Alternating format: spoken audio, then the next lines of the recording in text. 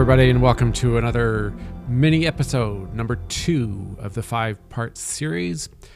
Today I'm going to talk about how trauma affects intimacy and makes it, more or less a very difficult thing to achieve. Now, here's, in 10 minutes, what happens, okay?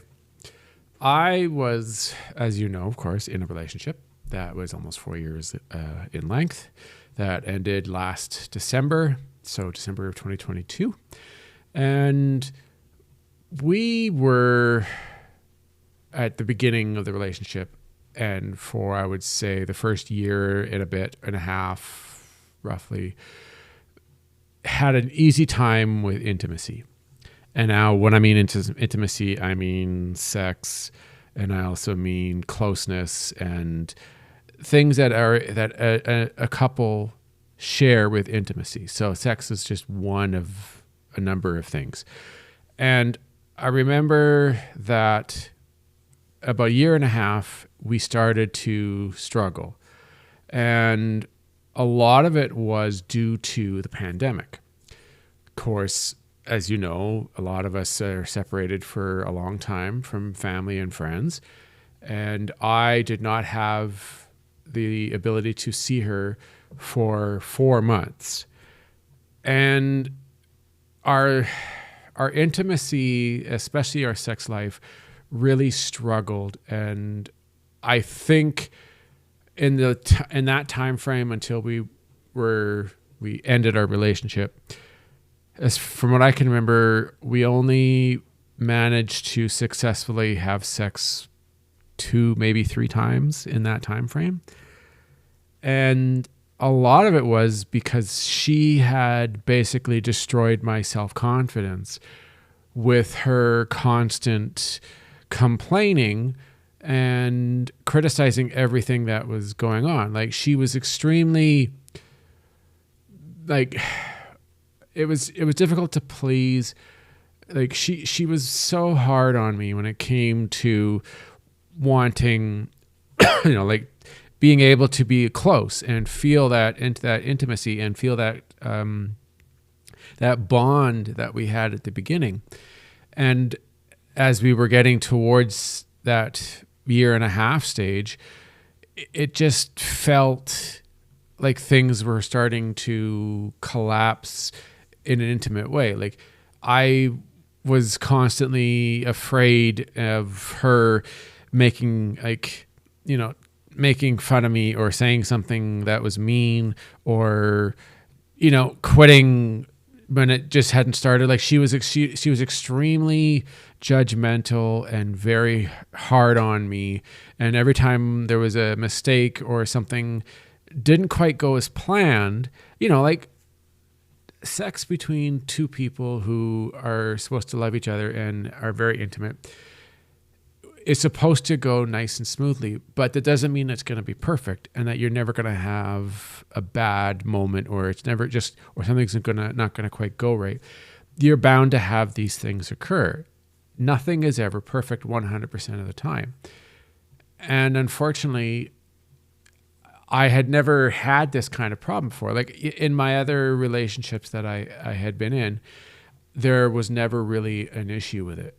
Like, it was pretty carefree, easygoing, but she was extremely hard to please, very judgmental, very picky when it came to making sure everything went perfect. Like, if I didn't do something right away, a lot of times in the morning is when we would try, right? Or the opportunity to make love or have sex was in the morning. And it was like I would always do something wrong, whether I wasn't acting on it or I was acting weird and not being myself and, ruining the moment. And then, of course, I would be like, what the hell are you talking? This is so stupid. Why do you got to be that way? Why do you have to be so mean and so such an attitude, right? And then, of course, it would just erupt and she'd get mad at me and she'd get mad at me for the rest of the day or for a lot of the day or whatever. And then I'd go home and just just be frustrated out of my mind because I'm going, oh my God, this doesn't have to be this difficult. And we only, in the entire time when we had moved in, we had only managed one time. When we moved in together, it was only one time that we were successful. And I think she was, and now this is going to sound horrible, and I wasn't sure when I thought of it at the moment, but then later on in the relationship, as towards the end, I was starting to believe that she was taking pity on me because we were constantly struggling. Like, we didn't even sleep in the same bed for over a year because just no matter what, it did, like, something always went wrong. Like, I would disturb her, or like I couldn't stay still. I had to be still for her in the bed because she wouldn't fall asleep. And so it made me extremely uncomfortable. But that's besides the point. So yeah, like, it was pretty ridiculous because she couldn't let herself just feel relaxed and go with the flow. Like, I'm pretty easygoing. Like, if you were to meet me and you got to know me over time and hung out with me multiple times, you would see very quickly that I'm an easygoing person. It doesn't take a lot to make me happy or make, satisfy my needs or what I want to do.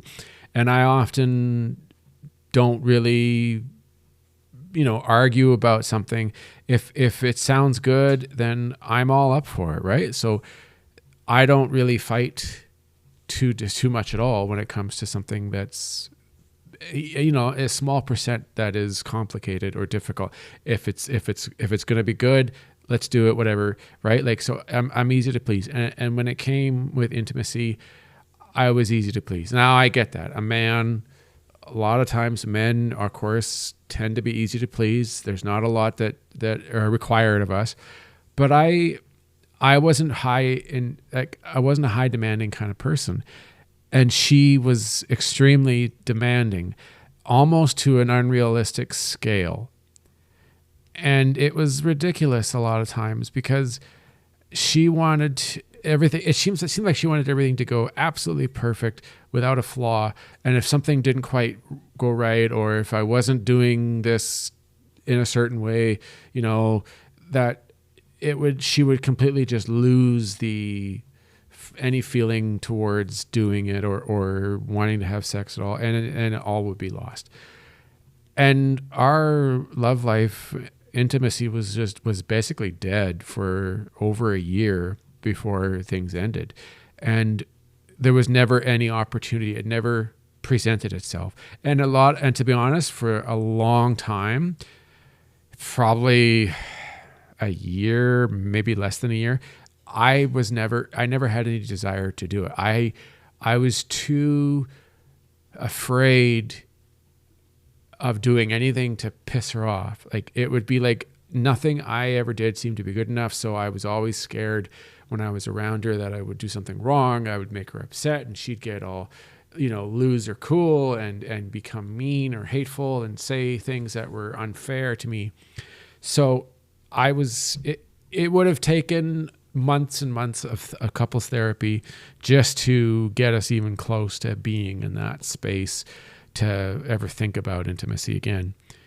And to be honest, it has affected me today. Like, I can't see myself right now feeling comfortable in any intimate situation with a woman. And it wouldn't, even if we had been dating for 3-4 months, it wouldn't matter. So trauma and intimacy, abuse, whether it's verbal and emotional abuse or even physical abuse, it completely destroys your confidence intimately, and you're scared, so you don't really want to do anything.